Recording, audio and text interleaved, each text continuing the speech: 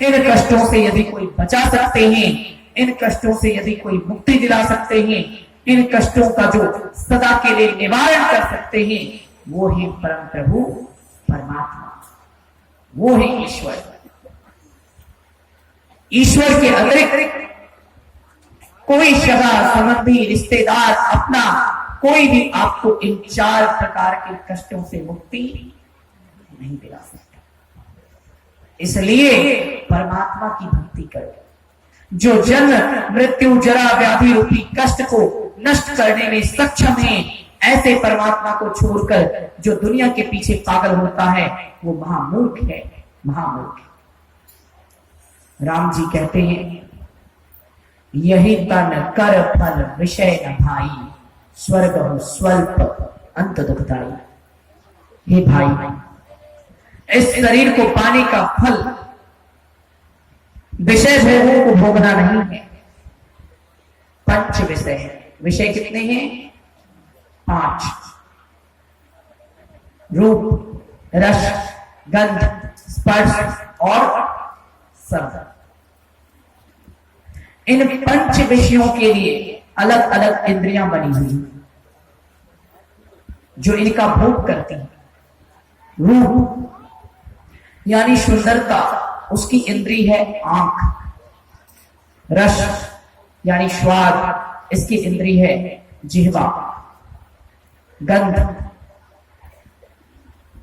इसकी इंद्री है नासिका यानी नाक। स्पर्श, इसकी इंद्री है त्वचा। और शब्द, इसकी इंद्री है कान। हर एक विषय के लिए एक एक इंद्री बनी हुई है। इन इंद्रियों के द्वारा विषयों का हम भोग कर रहे हैं और बड़े खुश हो रहे हैं। सोचते हैं कि विषयों का भोग कर रहे हैं, लेकिन सत्य उल्टा है। हम विषय का भोग क्या करेंगे? विषय ही हमें भोगता जा रहा है। संत महापुरुषों ने कहा, जिस प्रकार प्रज्वलित अग्नि में घी डालने पर आग बुझती नहीं है और प्रज्वलित हो जाती है और धड़कने लगती है और जलने लगती है और उसकी लपटें तेज हो जाती हैं, उसी प्रकार कामनाओं, भोगों और इच्छाओं की पूर्ति करने पर इच्छा समाप्त नहीं होती और बढ़ जाती है। एक कामना पूरा करो, दूसरी कामना जन्म लेगी, दूसरी कामना पूरा करो, तीसरी कामना जन्म लेगी, चौथी कामनाएं, 5वीं इच्छाएं। इच्छाओं का कोई अंत नहीं, खत्म होगी और जितनी खत्म होगी उससे कई गुना ज्यादा आ जाएगी। इसलिए हम विषय का भोग नहीं कर रहे हैं, बल्कि विषय ही हमारा भोग कर रहा है। इसलिए विषय के पीछे भटकना नहीं है, विश्वेश्वर परमात्मा के पीछे जाना है। और जाना क्या है? संत महापुरुष कहते हैं, जाने आने में तो पूरी जिंदगी खत्म हो गई, कहीं जाना है ही नहीं। जहां हो वहीं रुक जाओ, जहां हो वहीं रुक जाओ। जाने आने में तो जिंदगी खत्म है, जहां हो वहीं रुक जाओ, कहीं जाने की जरूरत नहीं पड़ेगी। ये मानव शरीर है, इसी शरीर के अंदर परमात्मा का वास है। यही शरीर मंदिर है, यही शरीर नारायण का वास है। इसी शरीर में लक्ष्मी का, सरस्वती का, दुर्गा का, काली का, सबका वास है। कहते हैं, कर आग्रे बसते लक्ष्मी। इसी शरीर में लक्ष्मी का वास है, इसी शरीर में सरस्वती का वास है, इसी शरीर में शिव का वास है। इसलिए कहीं जाने की जरूरत नहीं है, रुक जाओ। रुकने के लिए साधना करो। जो रुक जाता है उसके सामने सब झुक जाता है। जो चलता रहता है वो ऐसे ही भागदौड़ में लगा रहता है। इसलिए भागदौड़ करने के लिए नहीं, बेचैन होने के लिए नहीं, परेशान होने के लिए नहीं, शांति और चैन से रुक जाने के लिए शरीर मिला है।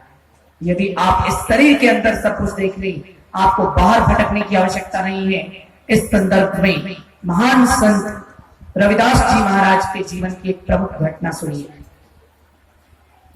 महान संत रविदास जी महाराज का नाम आप सबने सुना होगा। रविदास जी महाराज परम संत थे, परंतु ये बात आज से लगभग 500 साल पहले की है। उस समय जाति पाति का भेदभाव और अधिक चरम पर था, छुआछूत की भावनाएं ज्यादा थी। और रविदास जी महाराज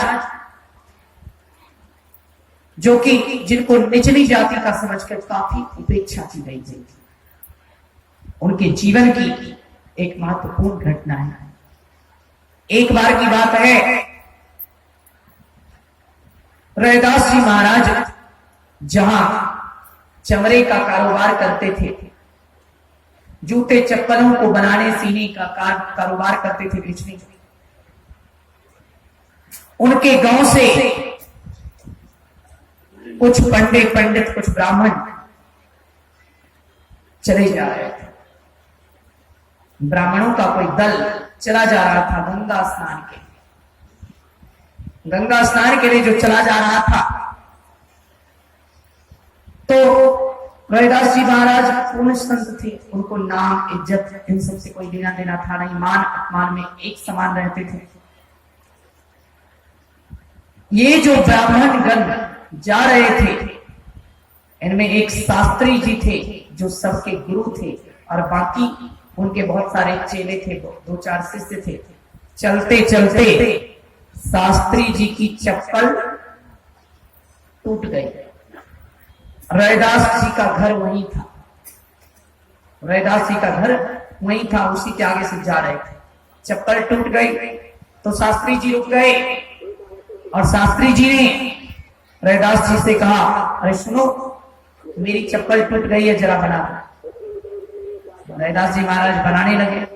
जैसे ही चप्पल देने लगे, शिष्यों ने कहा, गुरुदेव आप ये क्या कर रहे हैं? शास्त्री जी से उनके चेलों ने कहा, ये क्या कर रहे हैं? यदि आपने इसको छुआ आप अशुद्ध हो जाएंगे, आप नीचे रखकर चप्पल दीजिए। नीचे रख दिया गया, चप्पल को दिया। रविदास जी महाराज ने टूटे हुए चप्पल को सिलना और बनाना शुरू किया। रविदास जी ने हाथ जोड़कर शास्त्री जी से कहा, शास्त्री जी यदि आपको बुरा ना लगे तो कुछ पूछूं, इतनी सवेरे सवेरे आप लोग कहां जा रहे हैं? शास्त्री जी ने कहा, अरे सुनो, हम सब गंगा स्नान करने जा रहे हैं, गंगा में नहाने जा रहे हैं, गंगा मैया के जल में स्नान करने जा रहे हैं, जल्दी करो, मुहूर्त निकल जाएगा, चप्पल सिलकर दो, हम जाएंगे। रविदास जी महाराज ने कहा, अच्छा आप सब गंगा स्नान करने जा रहे हैं, मेरा भी एक संदेश गंगा मैया को दे दीजिए।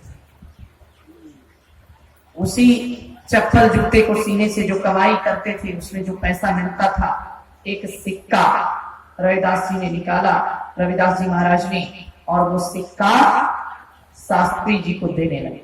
शास्त्री जी ने कहा, ऐसे नहीं लूंगा, तो नीचे रख, हम पहले धोएंगे। नीचे रखा और शास्त्री जी ने सिक्के को धो लिया। रविदास जी ने कहा, शास्त्री जी ये सिक्का जाकर गंगा मां को चढ़ा दीजिए और कहिएगा कि उनके परम भक्त रविदास ने भेजा है, उनके परम भक्त रविदास ने दिया है। तो शास्त्री जी चल पड़े, चुपचाप मनमाने ढंग से सिक्का लिया, कुछ बोले नहीं, चुपचाप चल पड़े। हम गंगा स्नान करने जा रहे हैं और तू हमारा समय बर्बाद कर रहा है, झल्लाते हुए कहां जाने लगे। रविदास जी ने कहा, शास्त्री जी सुनिए, एक और बात, ये सिक्का गंगा मैया को आप तभी दीजिएगा जब गंगा मैया खुद आकर ये सिक्का ग्रहण करेगा। जब तक वो खुद से आकर सिक्का ना ले तो मेरा सिक्का वापस लौटा कर ले आइएगा, लेकिन देने की जरूरत नहीं है। शास्त्री जी जोर से हंसने लगे, देखो पागल कैसा बेवकूफ है, कैसा पागल है। हम लोग ब्राह्मण हैं, हम लोग रोज गंगा स्नान करते हैं, यज्ञोपवीत धारण करते हैं, ये करते हैं, वो करते हैं, हमें तो आज तक गंगा मैया मिली नहीं। और इस अशुद्ध को इसे गंगा मैया दर्शन देंगी, इसका उपहार लेने गंगा मैया आएगी। लगता है पागल हो गया, बौरा गया है, दिन में सपने देखने की बीमारी है। फिर मजाक करते हुए शास्त्री जी के चेलों ने कहा, हाँ रविदास जी, अब गंगा मैया को कोई और काम तो बचा नहीं, वो तेरा ही सिक्का लेने आएंगे। मजाक उड़ाते हुए वे सब चले गए। इसके बाद गंगा तट पर पहुंचे। शास्त्री जी ने पहले स्नान किया, फिर उनके शिष्यों ने स्नान किया। गंगा जल में स्नान करके सब बाहर आ गए, लेकिन सिक्का अर्पित करना भूल गए। अब सिक्का अर्पित करना जो भूल गए, तो जैसे ही जल से बाहर निकले शास्त्री जी, उनके चेलों ने याद दिलाया, गुरुदेव गुरुदेव, उस रविदास का दिया हुआ सिक्का आप गंगा मैया को देना भूल गए। शास्त्री जी ने कहा, जाने दो, वो तो ऐसे ही पागल है, मेरे पास और कोई काम नहीं है क्या? पहले याद आता तो सिक्का दे भी देता, मैं नहाकर बाहर निकल गया हूं, अब मैं फिर से उसका सिक्का देने नहीं जाऊंगा। चलो चुपचाप हम कह देंगे कि हम भूल गए, और क्या, वैसे भी वो रविदास है ही क्या। कहा और शास्त्री जी चल पड़े चेलों को साथ में लेकर। जैसे ही गंगा घाट से एक कदम आगे बढ़ाया, अचानक से गंगा की धारा से आवाज निकली, ठहरो, मेरे भक्त का दिया गया संदेश मुझे दिए बिना तुम कहां जा रहे हैं? अब तो अवाक रह गए। जितने पंडित थे सब अवाक, ये क्या हो गया? कौन बोला? तो शास्त्री के चेलों ने कहा, लगता है ये रविदास कोई तांत्रिक है, जादूगर है, इसने कोई जादू तो ना कर दिया है। आवाज कहां से आई? पीछे मुड़कर देखा तो गंगा की कल धारा से, गंगा की शीतल धारा से एक स्त्री का हाथ, सिर्फ हाथ दिखाई दे रहा है। एक स्त्री का हाथ यूं बंधा हुआ, वो कोई और नहीं बल्कि गंगा मैया। डर के मारे कहीं भूत प्रेत तो नहीं आ गया? उन पंडितों के पसीने छूट गए। डर के मारे उन्होंने सिक्का वहां डाल दिया। जैसे ही सिक्का डाला, वो हाथ डूबा और फिर बगल से दूसरा हाथ निकला और कहा, फिर आवाज आई, सुनो, ठहरो, मेरे भक्त से कहना मैंने उसके उपहार को स्वीकार कर लिया है और अपने आशीर्वाद के रूप में मैंने अपनी तरफ से ये भेंट अपने भक्त को दी है। रत्न जड़ित कंगन, हीरों से जरा हुआ कंगन, बहुमूल्य हीरों से जरा हुआ ऐसा अद्भुत कंगन जो बड़े से बड़े राजाओं के राजकोष में भी ना मिले, ऐसा कीमती कंगन दूसरी हथेली में था, गंगा मैया ने दे दिया। शास्त्री जी ने उस कंगन को उठाया, चल पड़े, पसीने छूटने लगे। हम क्या करें, क्या हो? चलने लगे। जैसे ही जाने लगे, आदमी 1000, 2000, 5000 की बात हो तो मन में लालच आ जाता है। यहां तो हीरे का कंगन, वो भी बहुमूल्य हीरा, कीमती से कीमती, दुनिया का सबसे कीमती हीरा, कीमती से कीमती हीरो से जरा हुआ कंगन, जो राजा के पास भी नहीं, अद्भुत कारीगरी। अब शास्त्री जी के मन में लालच आ गया। कहा कि वो रविदास हमें देखने थोड़ी आएगा, हम उस चमार को ये कंगन क्यों देंगे? चुपचाप अपने पास रख लिया, अपने पास रख लिया। नहीं देना है मतलब नहीं देना है। चेलों ने कहा, गुरुदेव वो तो ठीक है, लेकिन उस रविदास का घर रास्ते में ही पड़ता है, यदि उसने पूछ लिया तो आप क्या जवाब देंगे? शास्त्री जी ने कहा, यदि ऐसी बात है तो हम दूसरे रास्ते से अपने गांव पहुंच जाएंगे, उस रास्ते से नहीं जाएंगे, लेकिन इतना महंगा कंगन हम उसको नहीं देंगे। अब जैसे ही शास्त्री जी चलने लगे, उन्होंने रविदास जी के घर आने से पहले ही रास्ता बदल लिया। जैसे ही रास्ता बदला उसी रास्ते पर रविदास जी जूते को ठीक करते हुए मिले। ये कैसे हो गया? इस रास्ते पर तो ये कभी रहता नहीं था, आज ये इस रास्ते पर कैसे दिख रहा है? कहीं मेरी आंखें भ्रमित तो नहीं हो रही है? फिर रास्ता बदला, फिर दूसरे रास्ते में गए तो फिर वही जूते को ठीक कर रहे हैं। इस प्रकार चारों दिशाओं में रास्ता बदला, लेकिन सब जगह वही दिख रहे थे। अंत में शास्त्री जी डर के मारे बेहोश हो गए। ऐसा किसी के साथ हुआ तो उसका दिमाग काम थोड़ी करेगा। डर के मारे शास्त्री जी मूर्छित हो गए, अचेत हो गए, बेहोश हो गए। जैसे ही मूर्छा टूटी, आंख खुली, तब रास्ता एकदम साफ था। तब रविदास जी वहां नहीं दिख रहे थे। जल्दी जल्दी करके शास्त्री जी किसी प्रकार कंगन को लेकर भागे और भागकर अपने घर आ गए। जैसे ही भागकर अपने घर आए, शिष्यों ने कहा, शास्त्री जी, इतना कीमती कंगन तो राजा के पास भी नहीं है। अगर ये कंगन आपके पास रहा, कहते हैं ना कि इनकम टैक्स वाला छापा मार देता है, उस समय चेलों ने कहा, इतना कीमती कंगन आपके पास रहा, राजा को कानों कान खबर लग गई, राजा के सैनिक आएंगे, आपसे पूछताछ करेंगे, इतना कीमती कंगन तेरे पास कहां से आया? पूछताछ करेंगे, आप क्या बताएंगे? आपको पकड़कर कारागार में डाल दिया जाएगा। इससे अच्छा यही है, ये अद्भुत कंगन है, अद्वितीय कंगन है, ऐसा कोई दूसरा कंगन पूरी दुनिया में नहीं है, इसलिए इस अद्भुत कंगन को राजा को भेंट कर दीजिए। यदि आप राजा को भेंट करेंगे तो राजा प्रसन्न हो जाएंगे, राजा को लगेगा आप कितने ईमानदार हैं, आप कितने निष्ठावान हैं, और राजा आपको मुंह मांगा पुरस्कार देंगे। इसलिए ये कंगन अपने पास मत रखिए, खतरे की निशानी है, राजा को दे दीजिए। शास्त्री जी ने अपने चेलों से कहा, हाँ, तुम लोग ठीक कहते हो, तुम लोग भी साथ में चलो, अकेले पुरस्कार नहीं लूंगा, राजा से तुम लोगों को भी पुरस्कार दिलवाऊंगा। ये कंगन लेकर चलते।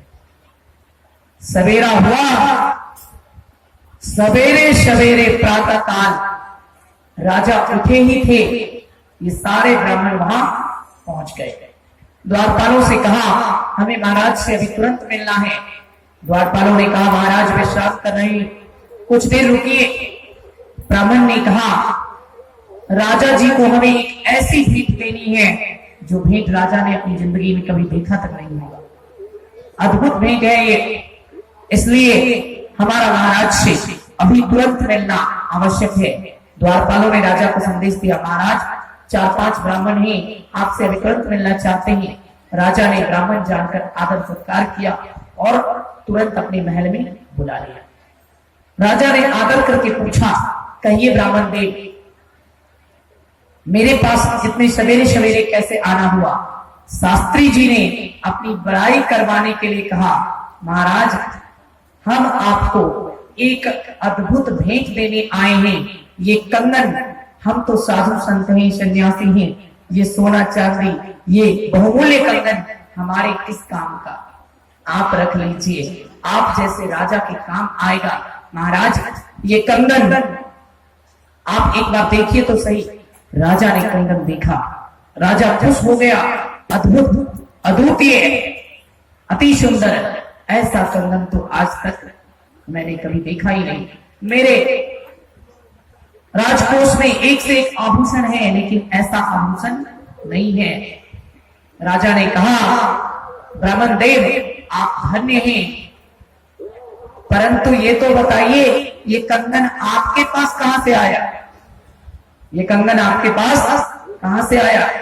शास्त्री जी ने तनिक डरते डरते कहा, महाराज, हम गंगा मैया के परम भक्त हैं, हमारी भक्ति से प्रसन्न होकर गंगा मां ने खुद प्रकट होकर हमें ये कंगन दिया है।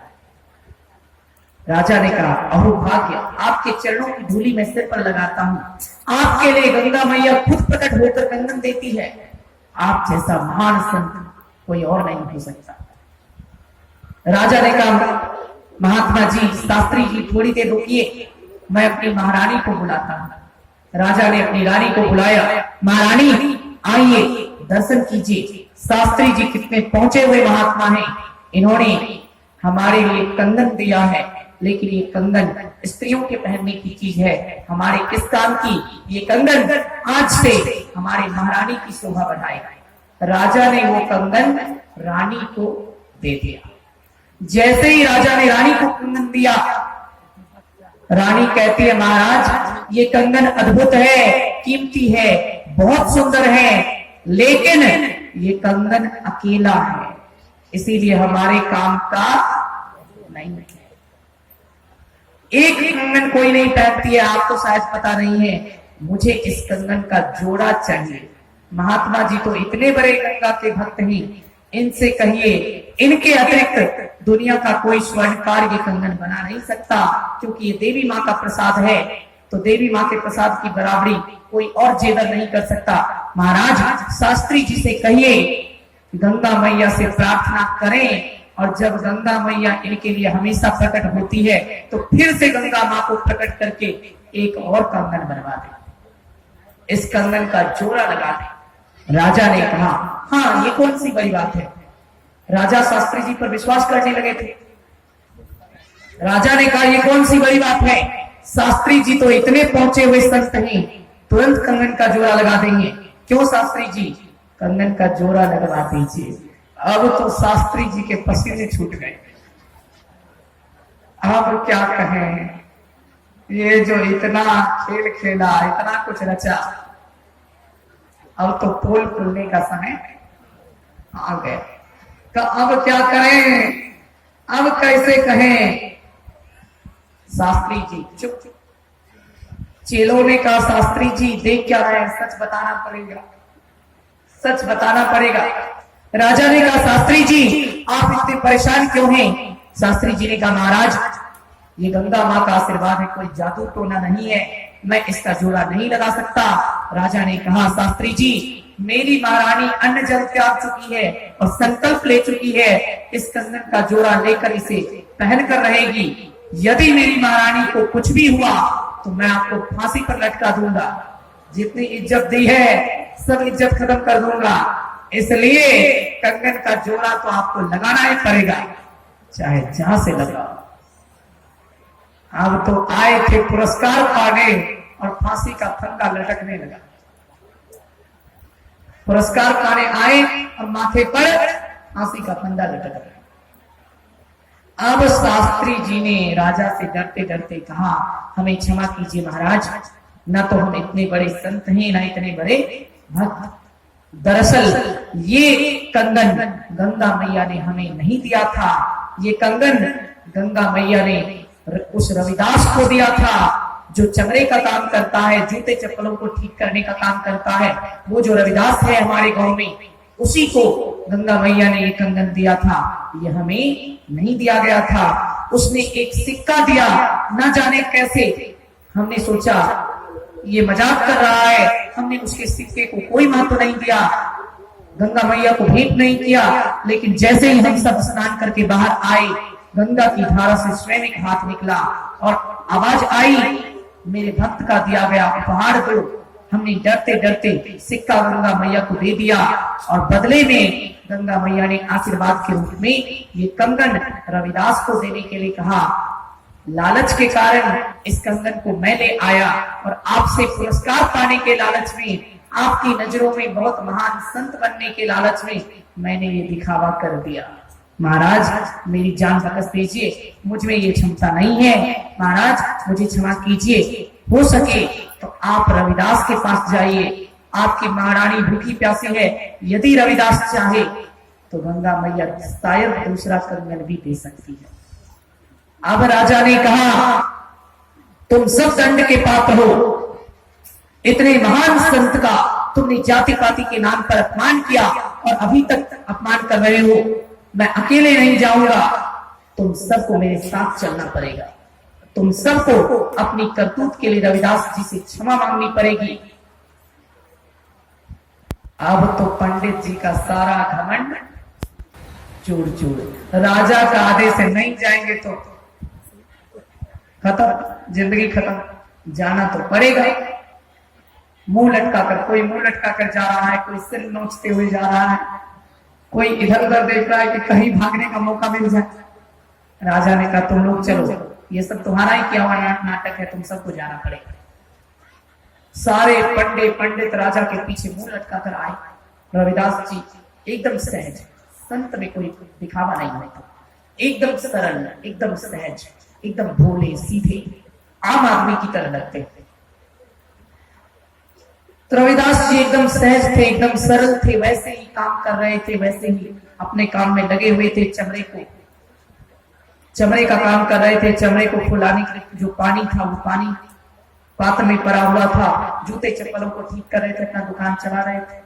राजा पहुंचे, पंडित सब पहुंचे। राजा ने सारी कहानी रविदास जी को कह सुनाई।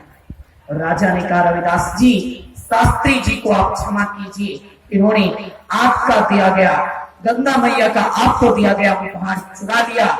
आप जो दंड कहें वो दंड हम इन सबको देने के लिए तैयार हैं। रविदास जी ने कहा महाराज दंड नहीं, इन सबको क्षमा कर दीजिए। मैं दंड में नहीं, मैं क्षमा में विश्वास करता हूं। महाराज इन सबको कोई दंड ना दिया जाए। राजा ने कहा ठीक है रविदास जी, ऐसी क्षमाशीलता जिसने आपको कभी महत्व नहीं दिया उसके प्रति भी ऐसा दयालुता, उसके प्रति भी ऐसी दयालुता, ऐसी क्षमाशीलता, ये केवल एक सच्चे संत में ही हो सकता है और किसी में नहीं। रविदास जी आप महान संत हैं। हे रविदास जी, मेरी पत्नी का जीवन दांव पर लग गया है। इस कंगन से मेरी पत्नी को इतना मोह हो गया है कि मेरी पत्नी संकल्प लेकर बैठ गई है, ऐसा ही एक और कंगन लेकर जोड़ा लगाकर ये कंगन पहनना चाहती है। यदि ये कंगन उसे नहीं मिला तो भोजन नहीं करेगी। इसकी सुंदरता मेरी पत्नी के दिल में बैठ गई है।